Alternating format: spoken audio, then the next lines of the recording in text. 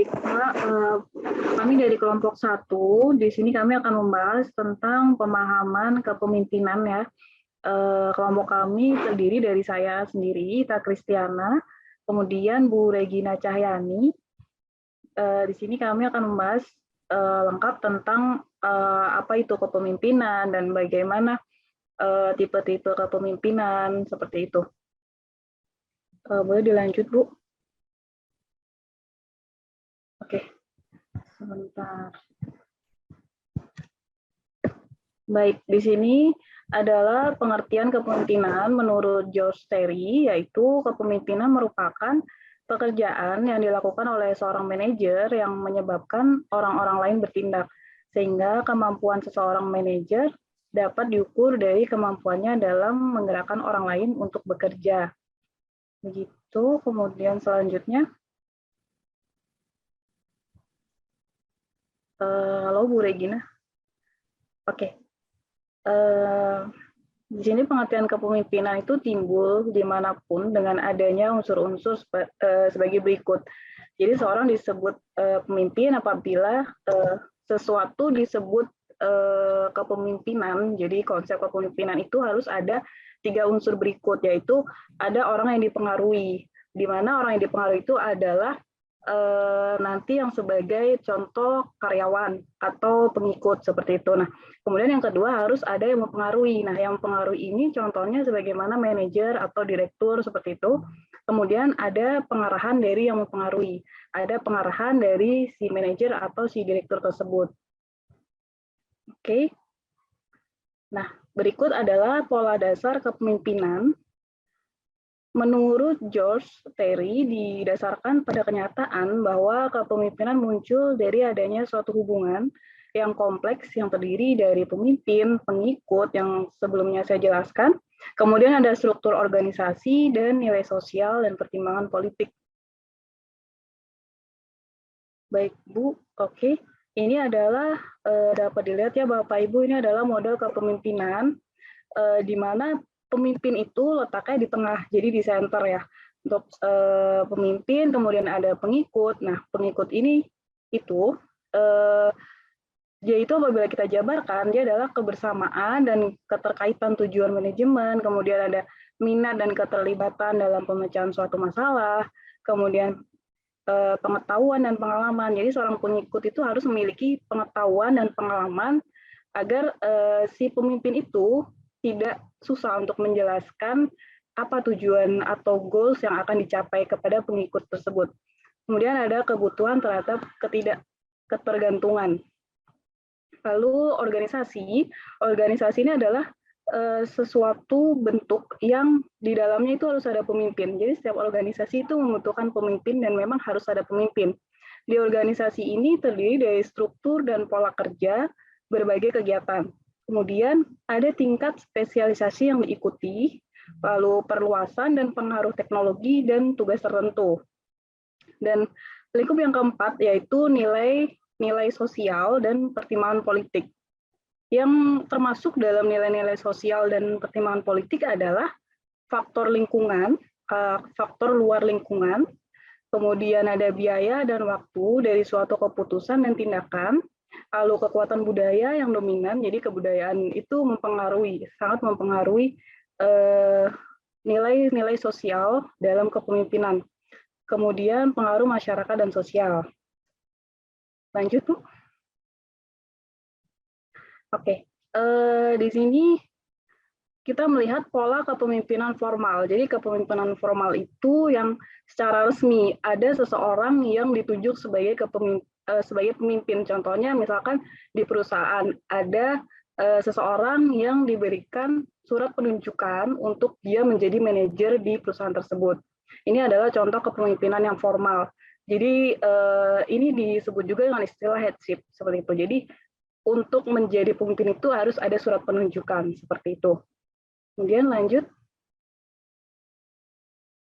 Nah, untuk kepemimpinan yang informal itu didasarkan tidak didasarkan pada pengangkatan.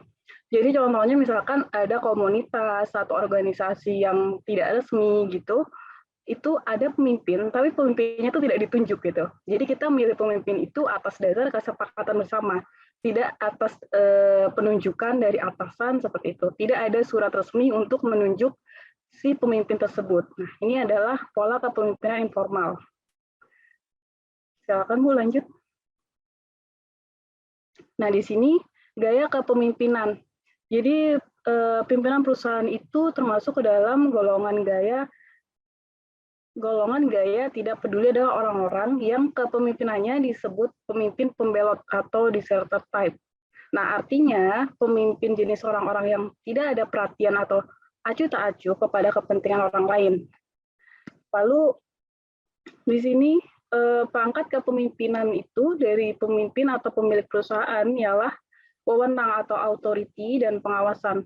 Jadi harus memiliki wewenang dan kontrol. Artinya manajemen yang dipakai ialah menuju kepada activity oriented dengan sistem wewenang dan komando. Wewenangnya adalah sebagai berikut: menetapkan tujuan masing-masing, menentukan cara terbaik dalam penetapan tugas, menentukan struktur organisasi perusahaan, dan terakhir meneliti dan mengawasi agar apa yang diperintahkan berjalan baik seperti di tangan pemilik perusahaan yang sekaligus memimpin perusahaan. Oke, baik Bu, silakan. Nah, berikut adalah tipe-tipe pemimpin. Jadi pemimpin itu ada banyak ya Pak, Bu. Untuk tipe-tipenya, berikut ada beberapa tipe yang akan saya jelaskan di sini. Yang pertama itu ada otoriter. Otoriter adalah kepemimpinan yang menganggap bahwa kepemimpinannya adalah hak dia gitu.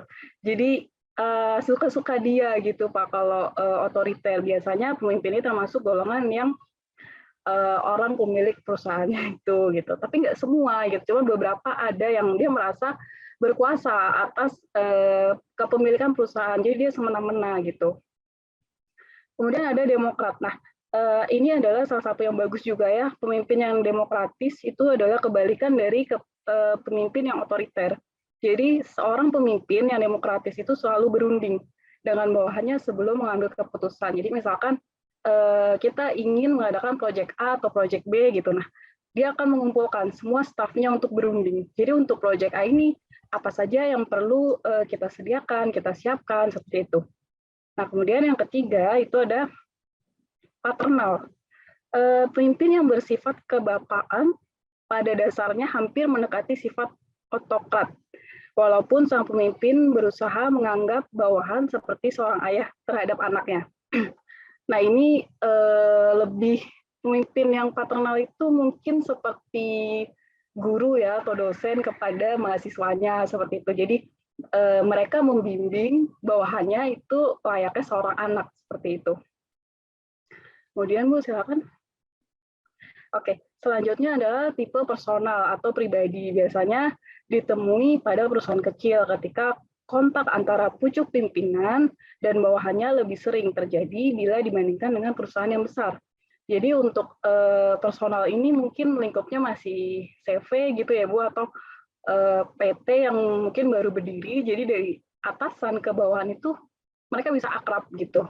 Jadi untuk gap-nya itu tidak terlalu jauh, jadi mereka mungkin bisa berkumpul tiap hari, mungkin bisa saling berkomunikasi setiap hari gitu. Beda kalau misalkan perusahaan kita sudah besar dan untuk bertemu atasan aja susah gitu. Jadi mungkin itu salah satu contoh dari tipe kepemimpinan personal.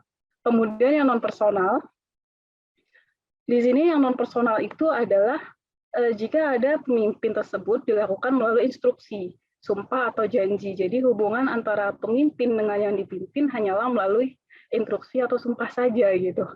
Ini contohnya mungkin yang tadi kalau personal itu kan perusahaannya masih kecil ya mungkin. Ada juga yang perusahaan sudah besar tapi seorang pemimpinnya atau direkturnya atau manajernya itu bisa kontak langsung dengan bawahan, jadi tidak melalui birokrasi tertentu gitu. Nah, kalau yang non personal ini mungkin saja bisa jadi contohnya dia harus perlu beberapa birokrasi gitu. Jadi untuk langsung memberikan arahan ke bawahannya itu harus melalui beberapa tahap seperti itu. Kemudian yang terakhir yaitu interaksi. Jadi pemimpin tipe ini itu adalah pemimpin yang terjadi pada kelompok-kelompok yang menuju satu tujuan khusus. Jadi ini seperti yang demokratis juga ya. Jadi harus ada selalu interaksi antara si pemimpin dengan yang dipimpin. Gitu. Atau contohnya harus ada interaksi langsung dari manajer ke bawahan-bawahannya, seperti itu. Oke, apakah masih ada lagi? Nah, untuk kepemimpinan yang ditinjau dari berbagai pendekatan ini akan dilanjutkan oleh Bu Regina. Silakan, Bu. Terima kasih atas kesempatannya. Saya akan menjelaskan mengenai kepemimpinan ditinjau dari berbagai pendekatan. Nah, menurut Giorgio Arteri mengungkapkan ada 6 teori pendekatan kepemimpinan. Nah, perangkat kepemimpinan menurut teori ini ada 4 variabel. Yang pertama sang pemimpin, yang kedua para pengikut, yang ketiga organisasi, yang keempat pengaruh sosial, ekonomi, dan politik. Yang pertama itu situational teori. Nah, kepemimpinan yang sifatnya multidimensional yang dinamakan teori situasi karena cara pendekatan kepemimpinan ini memerlukan suatu fleksibilitas terhadap situasi. Jadi pendekatannya dalam hal ini orang harus banyak mengarahkan perhatian terhadap perkembangan ekonomi dan politik. Keberhasilan atau efektivitas kepemimpinan menurut Felder ditentukan ada 3. Yang pertama kepercayaan pengikutnya terhadap pemimpin, yang kedua itu jenis pekerjaan yang akan dikerjakan, yang ketiga itu kekuasaan. Situational teori ini itu untuk mencapai tujuan teori ini orang dihadapkan pada 2 pilihan, yaitu pertama kepemimpinan yang bersifat pengawasan aktif dan struktural atau pada kepemimpinan serba boleh pasif dan penuh perhatian. Selanjutnya ada personal behavior theory. Nah, pola kepemimpinan dari teori ini ada 2, yaitu pola kepemimpinan serta boss central leadership dan pola kepemimpinan serba bawah. Yang selanjutnya ada supportive teori. Nah, disebut juga partisipasif teori karena kedudukan pemimpin ini mendorong para pengikutnya untuk berperan serta dalam pelaksanaan suatu pekerjaan sampai tercapainya suatu yang dicita-citakan. Ada juga sosiologi teori. Nah, kepemimpinan menurut teori ini menitik beratkan permasalahan mengenai 2 hal, yaitu upaya melancarkan aktivitas dan mendamaikan setiap konflik di antara pengikutnya. Pemimpin dalam hal ini menentukan tujuan dan para pengikutnya berpartisipasi dalam pelaksanaannya. Yang selanjutnya itu ada psikologi teori. Nah, psikologi teori ini adalah tugas utamanya seorang pemimpin. Menurut teori ini mengembangkan motivasinya. Nah, pemimpin menggerakkan bawahannya untuk mengambil bagian pada tujuan organisasi dan dapat menunjukkan bahwa tujuan organisasi merupakan tujuan mereka sendiri.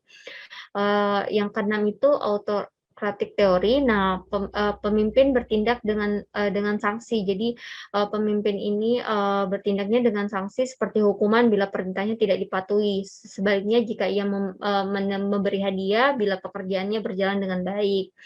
Misalnya menaikkan upah atau ada memberi bonus jika produksinya meningkat, sebaliknya memotong upah jika misalnya ada keterlambatan datang ke kantor gitu. Kepemimpinan dalam perusahaan ditinjau dari segi psikologis ini ada beberapa. Yang pertama itu defensif atau reseptif, yang kedua agresif, yang ketiga hoarding, yang keempat marketing, yang kelima produktif. Nah, tindakan-tindakan yang harus dilakukan oleh pemimpin ini, yang pertama menganalisis organisasi atau kelompok yang dipimpinnya, yang kedua membina struktur organisasi, yang ketiga mengambil inisiatif, yang keempat mencapai tujuan organisasi, yang kelima menyediakan fasilitas untuk berkomunikasi, yang keenam menciptakan kekompakan, yang ketujuh menumbuhkan rasa bahagia bagi semua anggota organisasi, yang kedelapan itu sintalitas atau mempersatukan, dan yang terakhir harus bekerja dengan menggunakan filosofi organisasi yang dipimpinnya. Nah, faktor-faktor yang mempengaruhi efektivitas kepemimpinan itu yang pertama kepribadian, yang paling utama pengalaman masa lampau dan harapan pemimpin, yang kedua harapan dan perilaku atasan, yang ketiga kebutuhan tugas, yang keempat itu karakteristik, pengharapan dan perilaku bawahan, yang kelima itu iklim dan kebijaksanaan organisasi, dan yang terakhir itu harapan dan perilaku rekan. Mungkin itu saja, saya kembalikan ke Bu Ita Kristiani. Jika ada teman-teman yang ingin bertanya, saya persilakan. Terima kasih.